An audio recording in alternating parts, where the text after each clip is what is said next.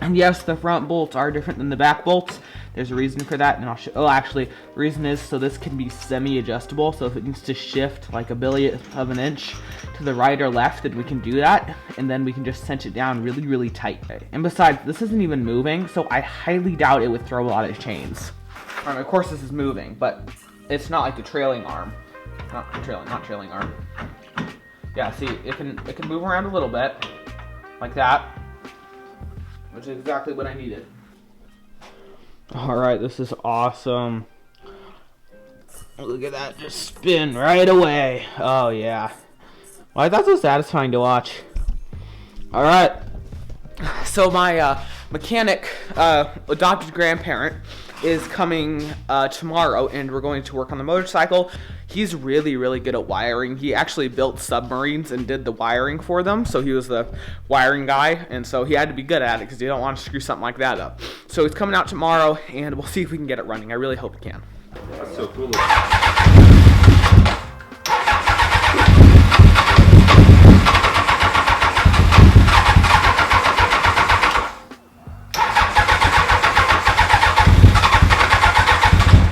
I think the carburetors are gummed up.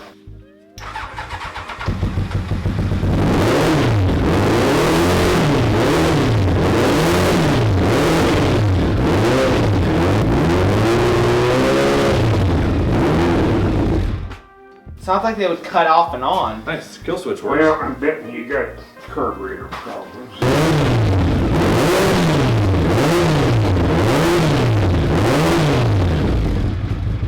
See, that was 4 just then. That was cool. That was 4 cylinder. cylinder. Yeah. Alright, so there was a problem when we looked at the coolant. It had some stop leak in it, and so we're guessing that there was a busted gasket somewhere and someone was trying to seal it up by putting stop leak in the coolant. Yeah, I know, like, extremely stupid, but I'm just gonna drain the coolant. Actually, it looks pretty clean. Alright, I'm gonna loosen the radiator cap a little bit. I know it's probably gonna come gushing out. Come on. Okay, there we go. Just lift a little bit.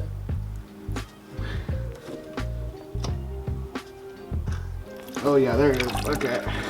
Alright, hold on. I gotta get a better pan. Yeah, perfect. Probably should use that from the start, but you know what? I'm still learning.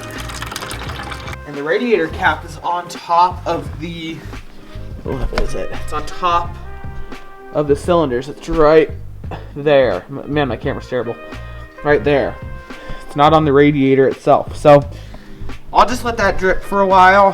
That seems to be fairly clean. I can see the stop leak right there. But other than that, it looks fine.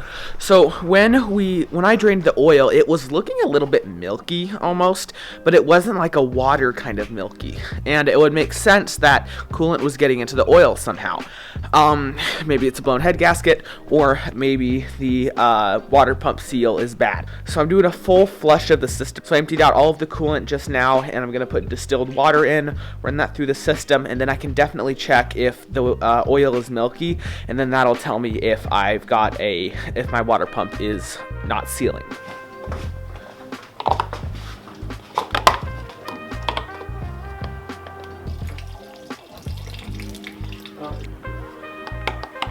Alright, yeah, it's gonna do good to have the system flushed. Yeah, there it is. You can see the residue right here. It's almost like a copper color, like they're shavings, but they're not shavings. Alrighty. Let's get the cap on here, and then we can start it up and run it.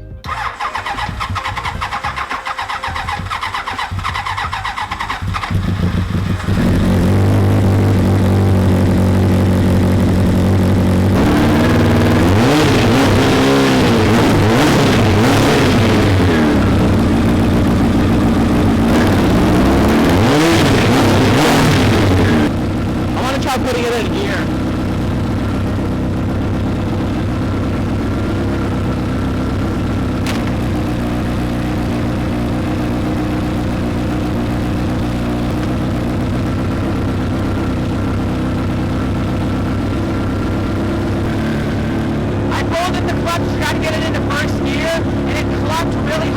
wheel starts spinning instantly. I don't think the clutch is working. Alright. Let's see what this here oil looks like.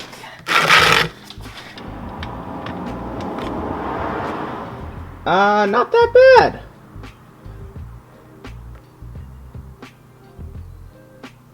Actually, I mean, I see a tiny bit. Actually, I don't even see a tiny bit. So the oil actually looks really clear. Like, I'm not seeing any kind of water or anything like that. So I don't know how the previous coolant got in there, but I'm not quite sure. But I'm not going to dig into it if I don't have to. So as you can see, these are the Mazda Miata axles that I got on Amazon that we made a slight modification to them.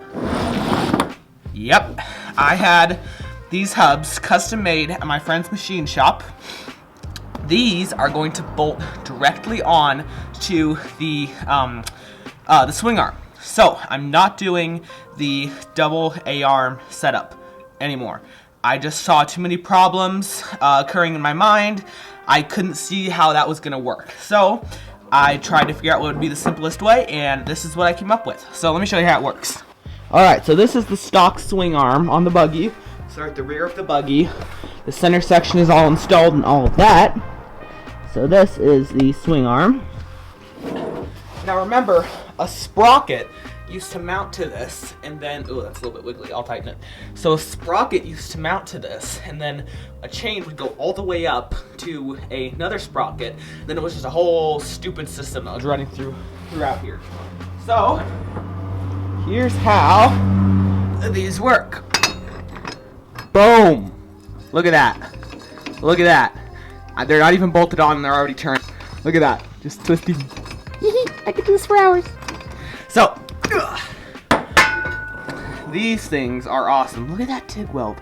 That's beautiful. So this does mean we're going to have to cut the axles, but I really think that's not a problem. I'm going to have that same machine shop do it. They do an amazing job at everything. I can't get over how cool these things look. So the shop that made this, I'm actually going to be apprentice shipping at. I don't know how to say that, but I'm going to be an apprentice there, and I can't wait. It's going to be so fun. It's a huge machine shop. They've got like 6 lathes, a whole bunch of stuff, a CNC machine, a plasma table, everything. I'm so excited.